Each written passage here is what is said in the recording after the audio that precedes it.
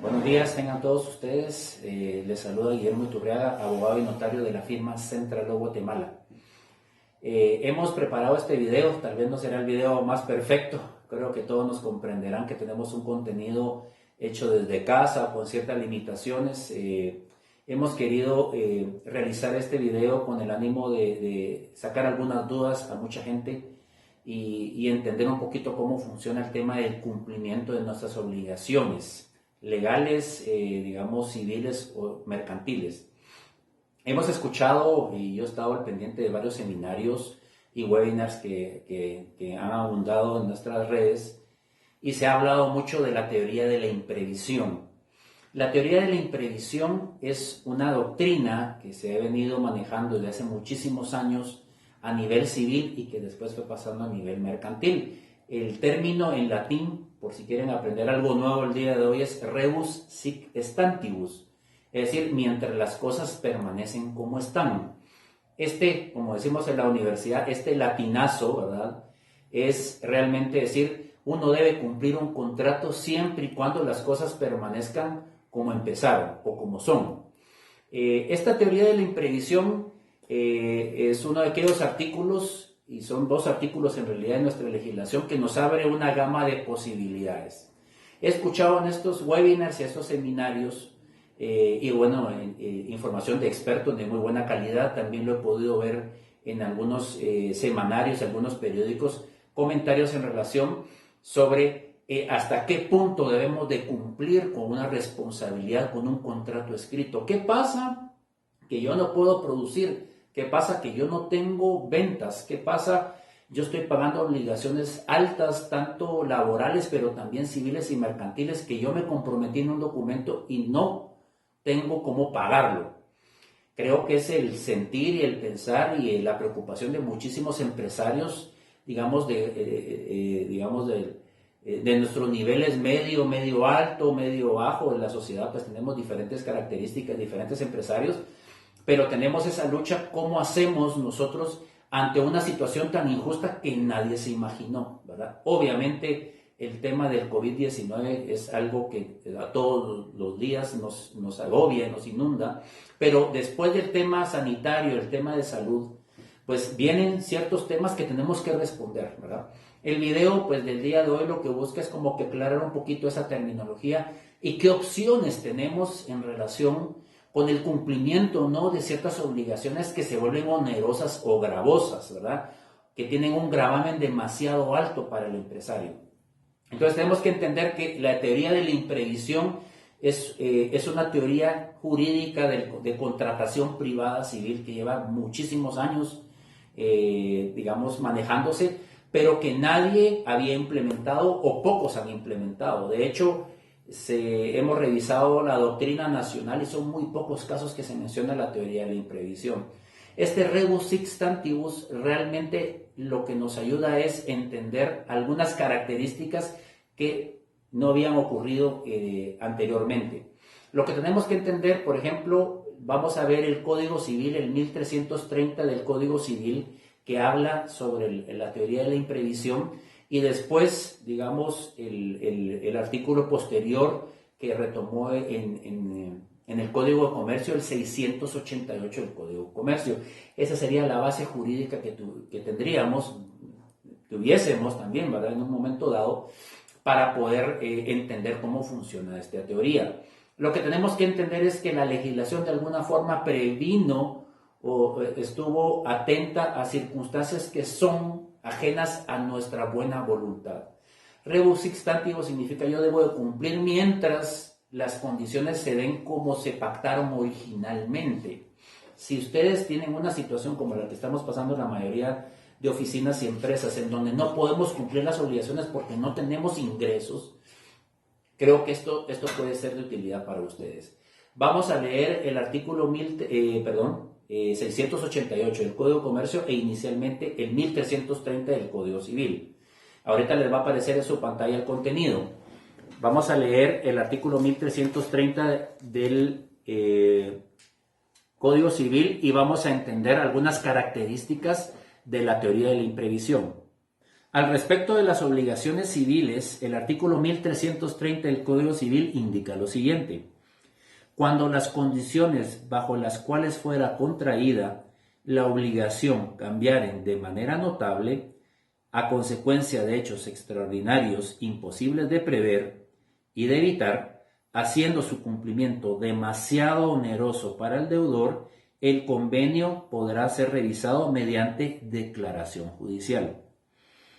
En este sentido, ustedes podrán ver las características que tiene esta reclamación que podría hacer cualquier persona ante un juez.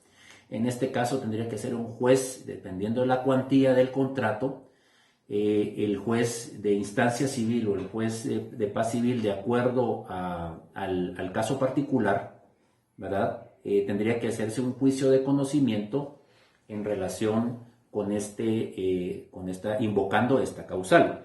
Dentro del artículo 1330 tenemos varias características que tendrían que darse para poder reclamar un contrato. En paréntesis tendríamos que hacer en el sentido de que todo contrato es obligatorio su cumplimiento. Se hace un contrato, en teoría escrito, pero puede ser verbal, pero en teoría escrito.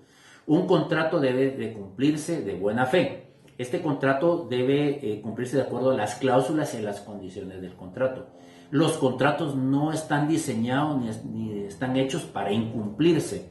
Entonces hay que entender que un juez no puede tener la facultad unilateral de suspender un contrato cuando las partes, en su manifestación de voluntad y cuando las partes, de acuerdo a sus necesidades, ya pactaron algo entre ellos. El pacta sunt servanda, o el contrato es ley para las partes, es algo que un juez no puede cambiar. Hecho el contrato, está la obligación civil o mercantil de cumplirlo.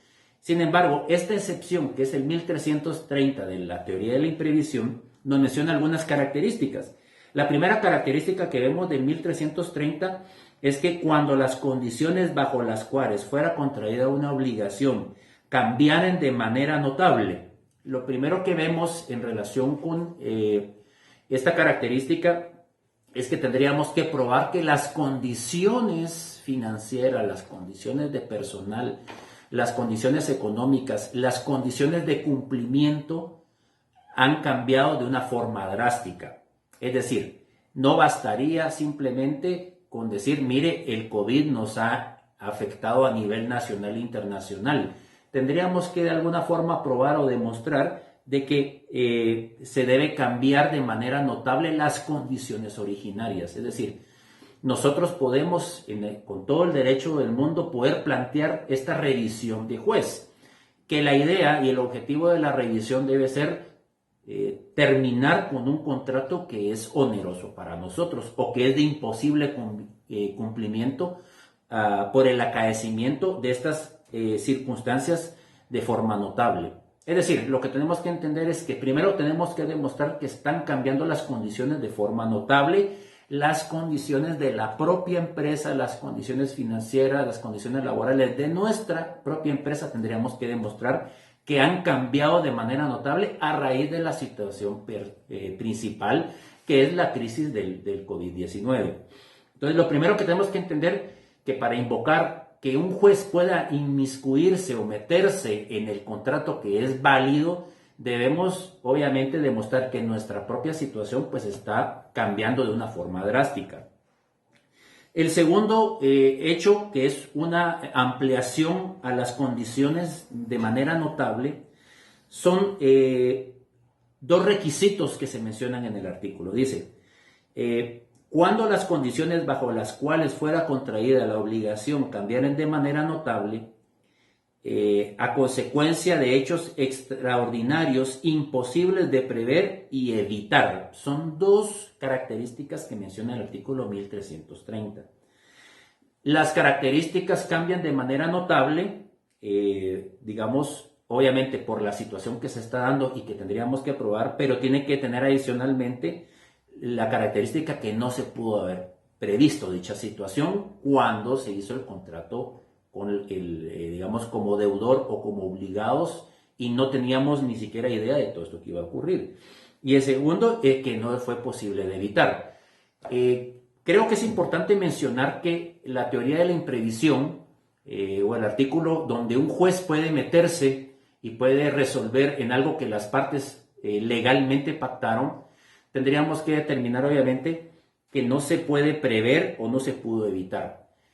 He encontrado algunas circunstancias o características en casos en la doctrina en donde se menciona que si yo pude haberle evitado, no podría considerarse como una causa para que el juez anule el contrato. Eso significa, por ejemplo, que nosotros si tuvimos alguna situación económica o financiera que se pudo haber evitado, el juez no va a darnos la razón. Pero si nosotros podemos demostrar que esto vino como consecuencia de la pérdida de clientela sobre la baja financiera, sobre los ingresos, nosotros podemos invocar la rebus sic stantibus. Ahora bien, añade el artículo 1330 que sería la segunda característica, haciendo el cumplimiento demasiado oneroso para el deudor. Entonces tenemos como punto 1 que son características extraordinarias imposibles de prever. Ese es lo primero que tendríamos que demostrar, y tendríamos que demostrar que nuestras características propias dentro de la empresa o de la entidad que está gestionando la acción civil o mercantil, que es imposible de prever. Bien, en ese sentido, el segundo requisito debe ser que el cumplimiento es demasiado oneroso. Eso significa que tendríamos que probar que es imposible financieramente o legalmente el poder cumplir con la obligación. Si nos damos cuenta, nosotros tendríamos que probar tanto la merma de ingresos o las circunstancias que tenemos, pero también tendríamos que probar que ahora se nos vuelve muchísimo más difícil poder cumplir con esta obligación. En este sentido, la consecuencia del artículo es que en caso se den estos dos elementos, el convenio podrá ser revisado por declaración judicial. Esta palabra de revisado en realidad no debería, creo que fue un error al momento de haberse suscrito o de haberse decretado el artículo aprobado por los legisladores. En este caso, pues el Código Civil pues es un decreto ley de facto, y por lo tanto, pues en ese momento, pues esto es una teoría que viene de muchísimos años y es adoptada por legislaciones europeas. Debió haber dicho que puede ser revisado e incluso darse por concluido por la injusticia o la falta de poder cumplir de buena fe con el contrato. Obviamente lo que estamos buscando es no pagar algo que es imposible de pagar por las circunstancias que han venido. En este sentido, creo que no es el más feliz término el poder revisar, porque el legislador o quienes estuvieron a bien revisar el artículo debió haber dicho terminar un contrato por la falta de posibilidades de cumplir.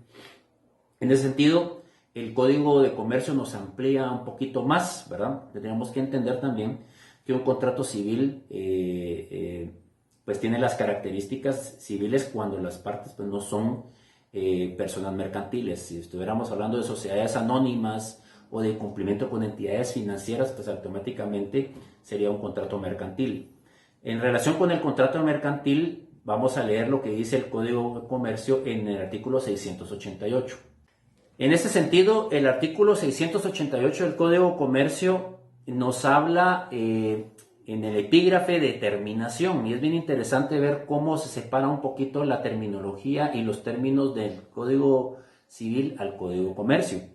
En el caso del 688 aquí en Guatemala tenemos que indica únicamente en los contratos de tracto sucesivo y en los de ejecución diferida puede el deudor demandar la terminación si la prestación a su cargo se vuelve excesivamente onerosa por sobrevenir hechos extraordinarios e imprevisibles. Creo que el Código de Comercio, en el caso de obligaciones financieras, obligaciones con sociedades anónimas, tiene una redacción más afortunada. En este caso, si vemos el código en el contexto, existen dos tipos de contratos que se pueden suspender en su ejecución. De hecho, el artículo 688 menciona que se puede demandar la terminación. Eso nos respondería a la pregunta que si podemos dejar de pagar o de cumplir con una obligación onerosa. La pregunta y la respuesta sería sí. Sí podríamos nosotros suspender un pago. Ya veríamos en un momentito pues, bajo qué circunstancias se aconsejaría iniciar una acción de este tipo. Pero el Código de Comercio nos menciona que el juez sí tiene la capacidad de dar por terminado un contrato que se estableció de buena fe entre las partes. Llama la atención que el Código de Comercio menciona que deben ser solo los contratos que están pendientes de cumplir. En los términos del Código es que el deudor puede demandar la terminación en los contratos de tracto sucesivo, que son aquellos que son periódicos y que son constantes en un futuro y que representarían cuotas posteriores y mensuales o semestrales en las cuales estos contratos estén pendientes de cumplimiento. La mayoría de obligaciones mercantiles como de rentas, alquileres, leasing, obligaciones financieras grandes, normalmente son de tracto sucesivo. Eso significa que tienen muchos meses de cumplimiento. El Código de Comercio permite que un juez pueda terminar esos contratos siempre y cuando sean una obligación futura. Es decir, los contratos, aquí lo que está limitando la legislación es que no podemos suspender los pagos que no se han hecho ni las obligaciones pasadas. Debe ser obligaciones futuras. Y también menciona el código en su primer párrafo del 688 en los de ejecución diferida, es decir, aquellos que están pendientes o que no se han logrado cumplir o que están pendientes de cumplir.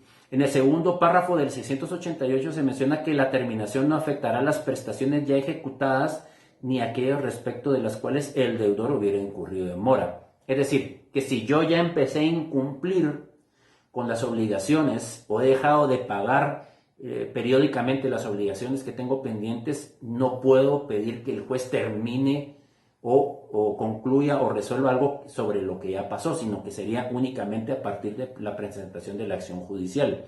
Y finalmente dice que no procederá la terminación en los casos de los contratos aleatorios. En ese sentido, ¿en qué procesos recomiendo o en qué casos iniciar un proceso de este tipo? Pues cuando económicamente se vuelva demasiado oneroso o imposible de cumplir. Segundo, para que pueda darse o se recomiende hacer este tipo de acciones, tendríamos que estar al día en las obligaciones o evitar estar en mora. Y tercero sería en aquellos contratos que son demasiado largos o que son forzosos o que representan un daño y perjuicio demasiado alto. Por ejemplo, una renta de 2-3 años muy alta podría ser una justificación para iniciar un juicio de revisión judicial del contrato. Por ejemplo, el cumplimiento financiero demasiado oneroso, la falta de liquidez en la empresa, la falta de cumplimiento o de ingresos que representen un monto significativo. Esto podría darnos la posibilidad de iniciar una acción de este tipo. Obviamente el código, los dos códigos que hemos mencionado no tienen una vía procesal, una vía judicial. Eso implicaría iniciar un juicio de conocimiento, que significa que es un juicio para que se declare el derecho. En este caso hay que ir con un juez civil o mercantil, ¿verdad?, que son los mismos tribunales, para que se declare un derecho, que se declare el derecho de no continuar o para que se declare el derecho de que se tiene por terminado el contrato por las circunstancias estas imposibles de cumplir y que son circunstancias que no se podían prever. Ante ello, obviamente las demandas y las acciones son los juicios más largos en su dilación, son los más costosos, pero van a haber casos en donde será recomendable por lo menos intentar una acción de este tipo, porque prácticamente caeríamos en un incumplimiento grave en caso de no hacerlo.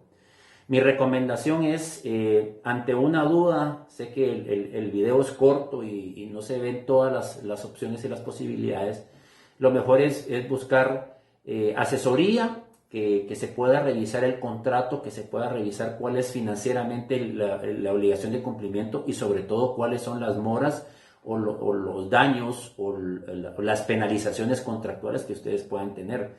Haciendo un análisis del caso particular se podrá determinar si se puede invocar ante un juez esta posibilidad. Creo firmemente que la legislación permitió tener estos dos artículos para proteger a la gente que hace las cosas de buena fe, pero que las circunstancias no les permiten cumplir con lo comprometido. En este caso creo que Guatemala está pasando, como el resto del mundo, una situación complicada y creo que es de analizar el caso concreto. Si estás pensando en una situación de esta forma, te puedes contactar con nosotros y poder ver qué solución se le puede dar al caso. Recuerda que hay que probar ciertas condiciones en el juicio y que no se suponen en los procesos, sino que hay que probarlos. Entonces eso tómalo en consideración. Bueno, después de esta reflexión y de este análisis de la legislación, pues queremos agradecerte el tiempo invertido con nosotros en este video. Sé que hay muchos temas, muchas dudas y hay muchas cosas que nosotros no podemos determinar en este momento. Creo que la legislación nos permite algunas salidas, creo que en algunos casos habrá que tomarlas y deberemos aprovecharnos, ¿verdad?, de la existencia de estas normas que protegen a la gente de buena fe. Hay gente que quiere cumplir con las obligaciones, pero simplemente las circunstancias no nos lo permiten. Vamos a estar posteando, subiendo más información en relación con este tema. En parte del video están nuestros contactos por si quieres comunicarte con nosotros. Y como dice el presidente, más que todo y sobre todo importante, Dios bendiga a Guatemala, Dios bendiga a tu hogar y agradecemos la atención que tienes por escucharnos. Si quieres compartir este audio para gente que lo necesita, creo que puede ser de utilidad. Te mandamos un gran abrazo a tu casa o oficina en donde tú te encuentres. Estamos en contacto.